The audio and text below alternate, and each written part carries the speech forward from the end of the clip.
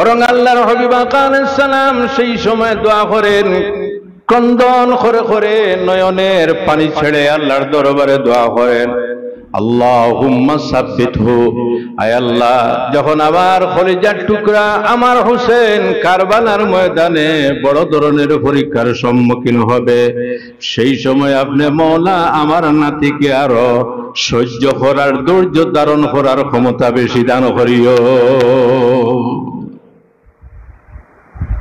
কি দোয়া!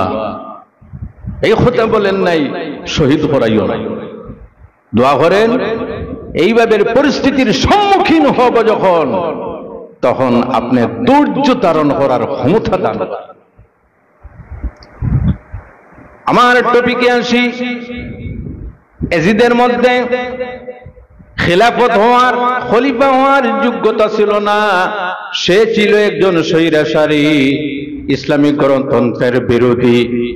ইমাম আমির মুআবিয়া রাদিয়াল্লাহু তাআলা আনহু যখন দুনিয়া থেকে বিদায় নিলেন, সঙ্গে সঙ্গে সেই স্বৈরাচারী জালিম ফাসিক ক্ষমতা দখল করে নিল।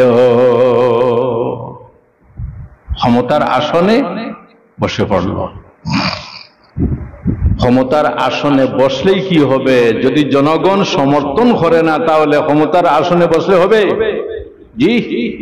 আচ্ছা, আপনারা বলুন তো, আমাদের দেশে 5 বছর পর পর ভোট হয় কিনা? নির্বাচন হয়।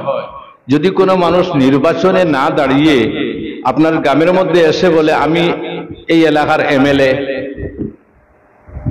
আপনারা কি মানবেন? একটু যদি আওয়াজ দেন, মানবেন?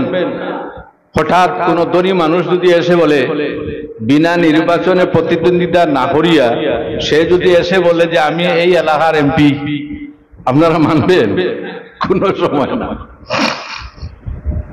এজিদ ক্ষমতা দখল করল, কিন্তু জনগণের সমর্থন তার কাছে নেই। হ্যাঁ, তাদের মতো কিছু মানুষের সমর্থন চিন্তায় পড়ল, যদি ভালো ভালো বড় বড় যারা আছেন তারা যদি আমাকে সমর্থন না করে, তাহলে ভবিষ্যতে আমার জন্য সমস্যা হারা হবে, সমস্যা হারা হবে। তাই কি করলো? মক্কা মদিনা শরীফের বড় বড় সাহাবায়ে কেরাম যারা, তাদের উপর প্রেসার ক্রিয়েট করা শুরু করলো, চাপ দেওয়া শুরু করলো, সমর্থন করো। সেই সময়ের সমর্থন কিভাবে ছিল? বায়াত হতে লাগতো।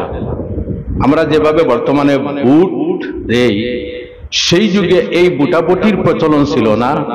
যাকে খলিফা মানা হতো তার হাতে গিয়ে বয়াত করা লাগতো। এজন্য বয়াত 4 প্রকারের। এটাকে বলে বয়াত আলাল খিলাফত। খলিফা নির্বাচন করতে হলে যাকে আপনি খলিফা নির্বাচিত করবেন তার হাতে গিয়ে বয়াত করা লাগতো। ইমাম হোসেন রাদিয়াল্লাহু তাআলা আনহুর উপর প্রেসার আসলো এজিদের পক্ষ থেকে। মদিনা শরীফের গভর্নর যিনি ছিলেন, সেই গভর্নরের মাধ্যমে প্রেসার আসলো, তুমি এজিদকে সমর্থন করতে লাগবে।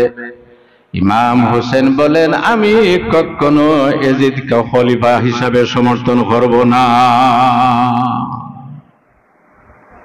আপনারা বলুন তো, যদি কোনো সুর, ডাকাত, লম্পট, আপনার জানা দুরাচার আপনাদের এলাকায় যদি এসে বলে আমাকে এবার আপনারা ভোট দেবেন, আমি এই করে দেব, সেই করে দেব, আপনারা কি ভোট দিবেন? জি। ভোট কাকে দেওয়া হয়? যোগ্য ব্যক্তিকে, উপযুক্ত ব্যক্তি, সেই ব্যক্তিকে ভোট দেওয়া হয়। যে বর্তমান যুগে তো পয়সায় মানুষ বিক্রি হয়ে যায়। ইমাম হোসেন রাদিয়াল্লাহু তাআলা আনহুর উপর চাপ আসলো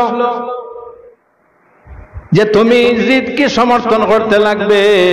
ইয়াজিদ এত বেশি ঘৃণিত ব্যক্তি, আমার মনে হয় না যদি কোনো মানুষের হাতের মধ্যে 1 লক্ষ টাকা দেওয়া হয় আর বলা হয় যখন তোমার ছেলে সন্তান যদি জন্ম হয় তাহলে নেও এই 1 লক্ষ টাকা এবং তোমার ছেলের নাম তুমি ইয়াজিদ রাখিও।